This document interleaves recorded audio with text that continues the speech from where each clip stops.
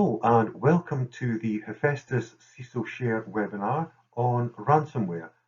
This is part 3. It's an update on the previous ransomware studies which were released a wee while back, and it relates to a bit more information around protecting against ransomware now that we know a little more about the events and the attack which happened in February. I hope it's helpful to you. Please enjoy. In this webinar, we will be running through a number of areas. Number one is to back up all of your data thoroughly and frequently. There will also be a bit of a reminder to patch, and please remember to update your images at the same time.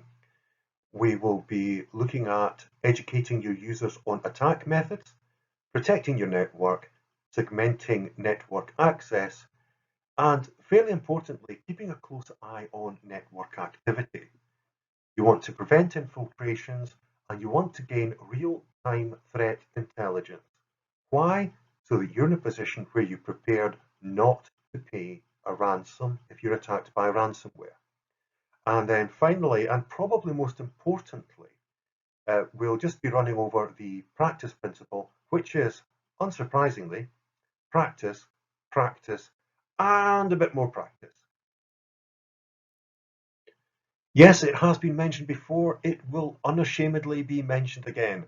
Your most powerful single weapon to defeat and mitigate any significant malware or ransomware attack is a regularly scheduled backup.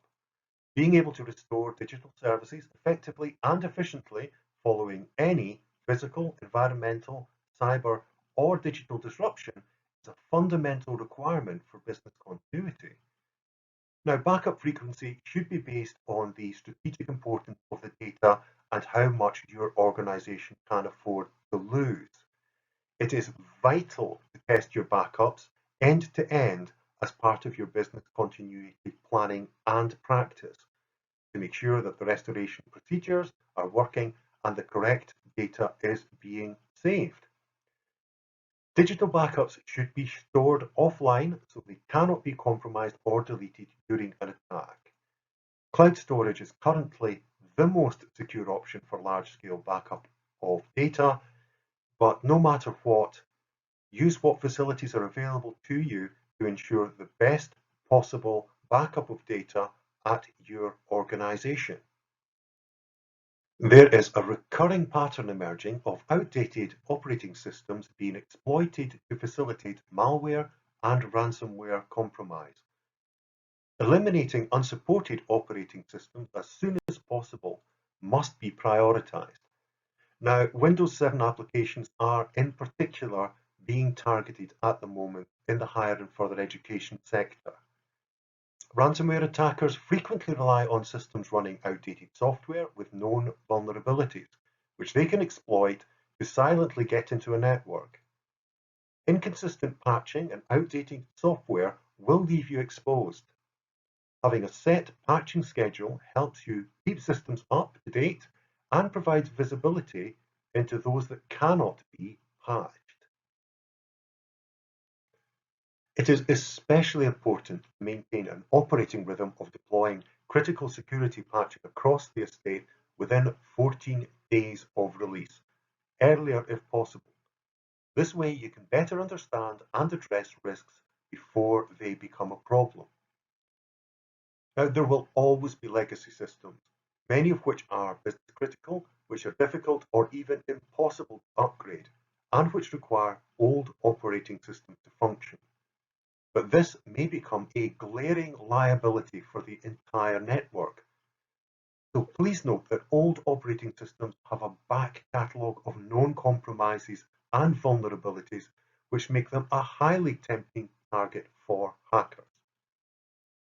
Once successfully compromised, it is disturbingly easy to utilize a legacy system as a staging point for wider infection, harvesting of key information, or reconnaissance for more complex types of attack.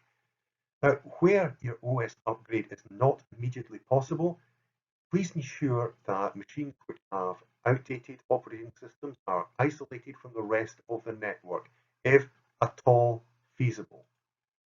out-of-date OS and applications are still the #1 vulnerability exploited by cyber attack. Please ensure that no physical or virtual image is deployed that doesn't have the most up-to-date version of the supporting operating system. If this can't be done, please make sure you've done an appropriate risk assessment and taken appropriate countermeasures.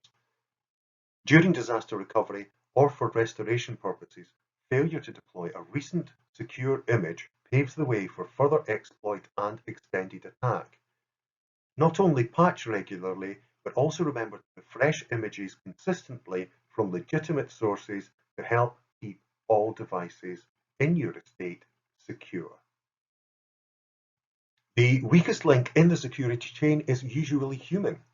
By falling for a phishing email or other social engineering scheme, an employee may leave your organization exposed. Reinforce your users' knowledge with regular testing and focus their training on specific areas where needed. Over and above awareness training, it is important to enhance that training and awareness with appropriate controls. Minimize and regularly review administrative privileges, identity and access management, IAM, and privileged access management, PAM, both deal with users, access, and roles. They also refer to safeguarding data by protecting who has access to the systems and what they are allowed to do on sensitive systems. The role of PAM is to protect users with privileged access to sensitive data and make them less likely to breach. IAM takes care of business everyday users or customers, controlling the access and experience that those users are granted within an application. Well-applied IAM and PAM controls reduce the risk of unintentional data breach and restrict the availability of administrative privileges, which in turn can facilitate propagation of malware and malicious code, a double security gain. Also, automatically scan and check email attachments and disable macros on externally received documents.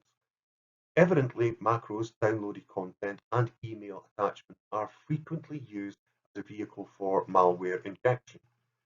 So whether from a phishing scam, website visit, or any other social engineering source, external information should therefore always be treated as a potential source of infection, and all incoming documents and attachments should be scanned, and any macros disabled before delivery to mailboxes or internal sources. The connection of laptops, tablets, mobile phones, and other wireless devices to corporate networks creates attack paths and vectors for security threats.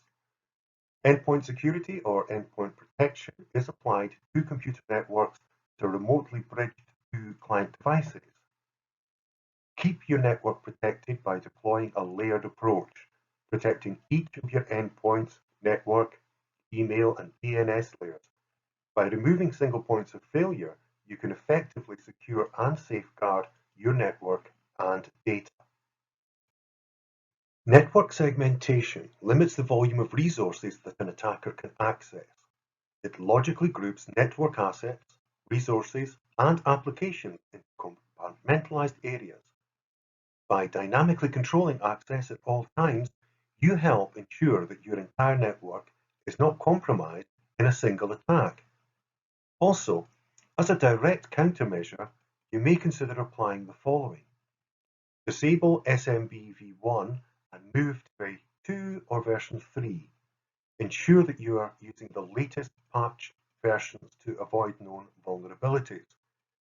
Implement appropriate architectural controls for network segmentation to prevent lateral movement. Also, disable remote desktop protocol on systems if and when not required. RDP allows for the connecting of one or more computers across a network. Through this connection, applications can be downloaded and installed. If a hacker is able to exploit this connection, then they can run malicious code, including the downloading and installing of ransomware. This is known to have happened in other higher and further education organizations. So disable RDP on systems when it is not actively in use. Always use strong passwords for RDP credentials. Further, it is advised that two-factor authentication is used for RDP sessions. By using a VPN, it becomes far harder for hackers to find open ports. So change the RDP default port from 3389 to prevent automated attacks. You cannot protect what you cannot see. Gaining in-depth network visibility may sound like a daunting task, but it is a crucial one. The ability to see everything happening across your network and data center can help you uncover attacks that bypass the perimeter and infiltrate your internal environment. Implement an advanced scanning schedule and consider replacing signature-based antivirus with heuristic, behavioral-based next-generation antivirus. Traditional AV is no longer sufficient protection on its own for all types of malware attack, especially against polymorphic or metamorphic malware packages. Consequently, advanced techniques such as generic decryption scanning, negative heuristic analysis, emulation, and access to virtualization technologies are required for detection. Please note that even if your current malware protection, SIEMs, or SOAR deployment contain tools to detect and counteract this type of threat, those tools must be constantly kept up to date. Sometimes users may innocently access compromised sites or emails that contain malvertising, thereby exposing your network to malware. Initial ransomware infections typically occur through an email attachment or a malicious download. By diligently blocking malicious websites, emails, and attachments sent by attackers, you can keep your network protected. Also limit PowerShell execution, plus capture PowerShell logs on managed systems and send events logs to Central Security Information and Event Management (SIEM) if available. To proactively combat a threat, you must know your enemy. Threat Intelligence provides you with advance warning of cybercriminals targeting specific regions, industries, or organizations so that you have time to take appropriate action. Threat intelligence is evidence-based knowledge, including context, mechanisms, indicators, implications, and action-oriented advice about an existing or emerging menace or hazard to assets. This intelligence can be used to inform decisions regarding the subject's response to that menace or hazard. Now, very few organizations are capable of resisting a nation-state level attack. However, developing tactics to counter and recover better from attacks can be greatly enhanced by threat profiling and incident response practice. As previously mentioned within the case study, it is far better to be practiced and prepared than to be held hostage by malicious hackers and hacker groups. Although you may be tempted to pay the ransom to regain control over your systems, remember that there is no guarantee that you will be granted access back. Contact the authorities and actively seek support from the higher education or further education support network instead, and refrain from funding these cyber criminals. The final point of this update is a simple but fundamental one. Practice, practice, practice. The most important principle to follow to improve incident response, enhance recovery, ensure effective cybersecurity across the organization is not technical, it is practical. The performance of regular incident response fire drills, tabletop exercises, scenario and service development workshops is instrumental to improving cyber and information security across the organization. Regular awareness campaigns and themed tabletop exercises extended to all appropriate staff and stakeholders, not just those in IT, should be informed and performed to ensure that lessons learned are lessons shared and everybody within the organization is kept cyber secure. Now, there's no room to explore these subjects any deeper within this update. However, future material on information security, tabletop exercise, workshops, and awareness are under development and will be shared as they are released. In the meantime, stay safe, stay secure, and bye for now. Thanks for joining in. Thanks for listening. And as always, HEFESTIS are happy to answer questions or clarify any of the details in this webinar. Please feel free to contact us as detailed above if we can be of any assistance. So goodbye for now.